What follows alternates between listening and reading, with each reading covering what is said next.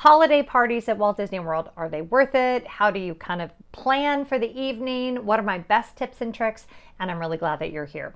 So believe it or not, spooky season is upon us, and the first Halloween party was last week. You can already find a ton of YouTube videos of people that were there. It was a very soggy experience. A lot of things were truncated because of the weather, which we're going to get into. But both parties, the Halloween party and the Christmas party, are generally the same. You're going to have shows, parades, and fireworks. You're going to have special attractions with overlays depending on the holiday season. You're going to have some special food offering. Obviously, you're going to have trick-or-treating for the Halloween party and cookies and hot chocolate for the Christmas party. And you're going to have character meet and greets that are special, that aren't just characters that you can see any old time that you want. So depending on your priorities, this may or may not be worth it for your family. The thought, you guys know how I feel about if things are worth it. Everybody has a different approach. Everybody has different priorities, and everybody has a different budget. So I'd rather answer that in, do I think these special parties are necessary? And my answer is a resounding heck to the no. You do not need to go to these parties to even enjoy the seasons in which they fall, right? There'll still be fun Halloween decorations. At Christmas, there's still fun Christmas things going on. But if you're someone that's gone a lot, if you're looking to do something a little bit special, especially if you love the vibe of like the specially themed music and atmosphere, these parties can be fantastic.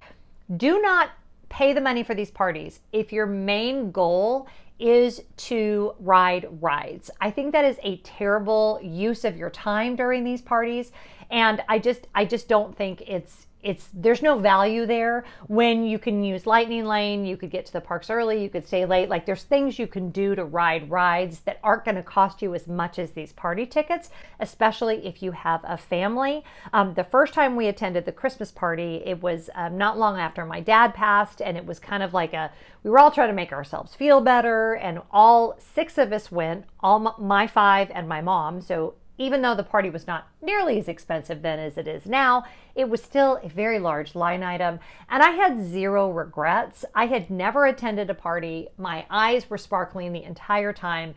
We had an amazing time. The kids actually have said they would love to do a party again, and they really are a lot of fun, but they are crowded. So also keep in mind, don't do these if you're looking for an empty park. It does not happen. Walkways are crowded, especially during fireworks, parades, and shows. And really the hub castle area is going to be busy the entire night. So you can find areas where the park is a little bit quieter, but by and large, these are very well attended events. They also can be lessened by weather events like people saw on the first night. We're going to talk at the end of the video about my strategy if there could be rain involved. And the question of worth it is a struggle for me, but for me personally, yes, these parties are worth it. I love them. I love all the special things in Magic Kingdom. And this year, I'm actually attending 3 different parties. I'm attending the Oogie Boogie Bash at Disney's California Adventure, and I'm also doing Mickey's Not So Scary Halloween Party and Mickey's Very Merry Christmas Party. So obviously, I think they're worth it, but you really have to think through the needs of you and your family. I also don't think it's worth it unless you have kids that can stay up for the entire party, because in my view, if you can stay up until the party ends, you get kind of that tail end where a lot of people have already left, and that's when it feels to me like the most magical. But yeah, I want to say thank you to my friend Brooke, who attended the first party. And as you all might not know, Brooke is the official ear provider for Lefforge. And I say that, but I pay for most of my ears, except for when she gives me a present, which she does do from time to time. But is she the official ear person when you pay for all your own ears? Yes, let's go with that. So I'll put all of her information down in the description box. She did not pay me to say that, but I felt like since she was kind enough to send me all these pictures of the Times guides. Everything that I'm going to talk about in terms of what you're going to do is based on the Halloween party But I will say these things are the same for the Halloween party and for the Christmas party, just interchange like the Sanderson sister for whatever they call the Merry Christmas show on the forecourt stage. But the schedules will be very similar. So what we have this year, just going down the event entertainment, which is why I am there, we have the Castle forecourt stage has the Hocus Pocus Villain Spectacular. I've talked about this show before. If you are a fan of amazing vocalists, great performances, if you like Hocus Pocus, to me this is not to be missed. I will always see the show at least once and twice if I can make it, work with my travel party. You've got Mickey's Boo to You Halloween Parade, which happens at 9:15 and 11:15. You've got Disney's Not So Spooky Spectacular at 10:15. So just one time for the fireworks. And then you have 3 different dance parties. You've got one over in the Storybook Circus across from Dumbo, one in Tomorrowland, and they've got a new one going on in Cosmic Ray Starlight Cafe, which is all around Disney's Channel's original movie Zombies 3. No idea what that movie is, but if you're into that movie, that sounds like that could be really fun. You've also got rides that have special overlays. This year, it looks like they're doing the Space Mountain overlay again. They did Pirates of the Caribbean with special strolling pirates that will interact with you. Those are hilarious. They've got the teacups have a special overlay with the music and lights, which is super, super fun. But I feel like I'm missing one. I feel like there was one more attraction. Oh, Monsters, Inc. Laugh Floor, which I've never seen like the specially themed Monsters, Inc. Laugh Floor, but that sounds really, really fun. You then, of course, have your character meet and greets. Now, these change every year, and I am not a good person to ask about those. If you go online, several different outlets, including my friends at WDW Prep School, will have a very detailed list of who is meeting and where. These are never a priority for me. I'm just not that person. Like I might snap a quick picture of them as I'm walking past, but that's not one of my priorities. And that leads me to my first pro tip for the parties. Make hard choices, okay? You can either do rides and character meets and trick-or-treating, or you can do shows and parades and rides and trick-or-treating, or you can do character meets. Like you can't do it all. That's the bottom line. You just can't. So make sure that everyone in your party walks in with a realistic expectation, because even though the party officially starts at 7, everyone can get in at 4 p.m. who has a party ticket, and you don't need additional admission, which can be a good value depending on your priorities. From 7 to midnight goes so fast. Like I feel like a Disney day goes faster than a normal day anyway. A Disney Magic Kingdom party day is like 6 times speed. It is like nothing I've ever experienced. It's like you feel like you just got into the park and the party is over. And you don't want to be wandering around. You want to have a plan. So talk to the people in your travel party, show them what the times guide looks like. Make a plan for which parade you're going to attend, which show you're going to attend. Make a plan for food. Make sure you have eaten. And that I'm going to get into in just a minute because that's my other big pro tip. But number 1 pro tip, make hard choices and don't try to do too much, because that time will just go so quickly and I really don't want anybody to be disappointed. Let me run you through like what my evening will look like if I'm attending a party, which I am in just a couple of weeks. The first thing is I'm going to make sure that I've had a really good meal, hopefully with some protein, before I ever get into Magic Kingdom or right after I get into Magic Kingdom, because you can get in at 4. I mean, I'm an annual pass holder, so I can really go in whenever, but I'm probably going to eat at the food court at my hotel before I go in, just because I'm going to want kind of a calm, decent meal. This is especially true if you're with kids. They need a good meal. Really don't want to waste precious party time, in my view, waiting in line for food, even those oh so Instagrammable but usually taste like garbage cupcakes. So That's just a me thing. If the food is really important to you, then you can make that one of your priorities. But I'm going to make sure I've had a really good meal before we ever get into the park. And then I can kind of snack as it feels convenient, but nobody in my party is getting hangry. And I'm actually attending with friends, and that's my rule for everybody. Everybody's got to have a good meal before 7 p.m. when the party starts. You can figure out when that needs to happen, but don't neglect this, because not everything is open for food, and you really don't want to have it be 7:30 and you're just now thinking about, hey, what are we going to eat for dinner? No, don't do that. Eat before the party starts. Let's talk about weather during the parties. So what happened on this first night was, I know for sure that the first parade, I don't think happened. The second parade happened, but it was truncated because of the weather. I know the Sanderson sisters shows were canceled altogether except for one, which was only 5 minutes long. There was a lot of stuff that didn't happen because of the weather.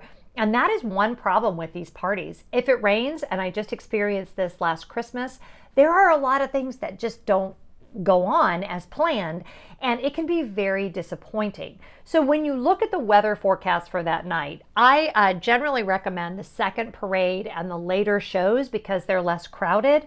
But, and this is a big but, if there's any chance of rain at any point in your evening, attend as soon as you can those things that are a priority on the off chance that they might get rained out or just not happen. I was so disappointed because we did not attend the first parade, and it was Mickey's Very Merry Christmas Parade, but it wasn't the full parade, I don't think. Maybe it was. I lose track, you guys. But we didn't get to see the whole parade. We did get to see the soldiers, which are, my heart and soul. I love the toy soldiers. But I had a huge regret that we did not attend the first parade. Had I looked at the weather forecast and been smarter about it, we would have figured that situation out. If it does rain, bring your rain gear, bring your ponchos, because the one benefit can be is a lot of people leave. And you can actually end up having a really unique time because there's just not a lot of waits for rides, but you really have to be prepared for that weather. So be prepared for whatever may happen because they'll continue with the party. Just some things won't happen because obviously it's not safe and we all understand that. Go planning for it to rain. I think that's probably a good idea anytime you're in Florida, but especially during these parties. You'll have a much better time if you've gone in prepared. Insert picture of me as a drowned rat last Christmas here. So if weather's not an issue, I stick with my earlier advice that generally the later parades and the later shows are the way to go. So from 7 until about 10, if the weather's looking good, that is when I'm going to ride all those specialty rides. I'm going to enjoy the specialty entertainment. My favorite is the Cadaver Dance, which happens typically above the Country Bear Jamboree. I know for a fact that, I don't know if they go different places, but I know for a fact they were there for the first party. I love them. I don't know. I mean, I love the Dapper Dans anyway, but the Cadaver Dans are just like, I just could not be happier with them. We'll do a few trick-or-treat stops, maybe, depending on my crowd. We will definitely try to hit the special Space Mountain, the special Pirates of the Caribbean, and the special, now this year I'm going to try to do the Monsters, Inc., because that sounds like it would be really fun. And then the teacups, which I don't generally ride, but during the parties is just kind of super, super fun to do. The music you'll hear throughout the park will be themed to the party. Of course, all the decorations will be up. And the fireworks are not to be missed. So to me, the things not to be missed, Sanderson Sisters, the parade, and the fireworks. If you went and that was all you did, I feel like it would be worth it. These are such amazing fireworks. The whole show is spectacular. You can watch from the hub, of course, but do keep in mind the crush of people that will be in that hub. So if you have any issues that you don't love being around a lot of crowds, I might watch the fireworks from Frontierland area instead of from the hub, just to kind of be away from the maddening crowds. That tends to be a lot less busy just in general. But yeah, fireworks are great. It's a lot of fun. I'm at the point now where I don't need to have the best viewing spot for fireworks. I'm just happy to be there. So if the best view is super important to you, then obviously you're going to want to be in the hub. But that's just such a challenge to me to try to get out of there when it's over that it's not really worth it. So I'll generally watch from Frontierland.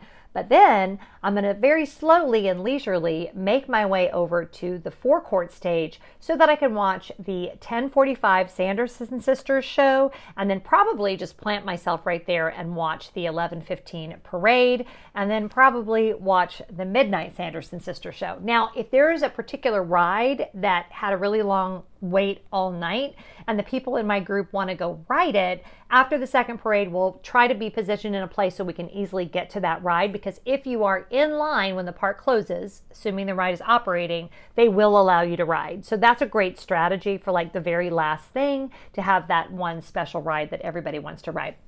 Again, you can intersperse all of the Christmas party events for the Halloween events, and this same thing will work.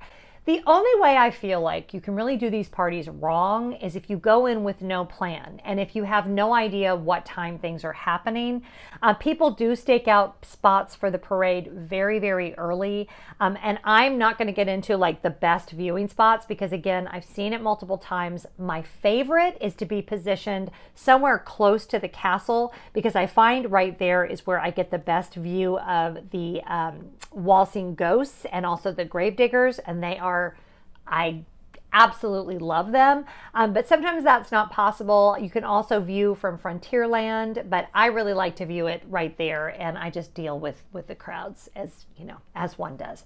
So holiday parties, are they worth it? They're absurdly expensive, and it's not going to be uncrowded, but they are very festive, they are very special, and I am really looking forward to going. So if you have the money in the budget and you like highly themed events and you just want a fun evening with your family, I personally think you can't go wrong. So excited for all of the parties I'm doing this season. I hope that I'll see you there. If you are new to my channel, you need to know that I'm always going to talk more about the feel of the Disney parks as opposed to like the specifics and the nitty-gritty, because I like to just go and enjoy the magic. But yeah, I'm really glad that you were here today. Make sure you subscribe if you haven't already. Give this video a big thumbs up. And I am not sponsored. I'm not sponsored by Disney. I'm not sponsored by anybody. So these videos are always made possible by my amazing patrons. And if you'd like to join us at patreon.com/Jen Lefforge, we do live streams, meet up in the parks, and I'd love to see you there.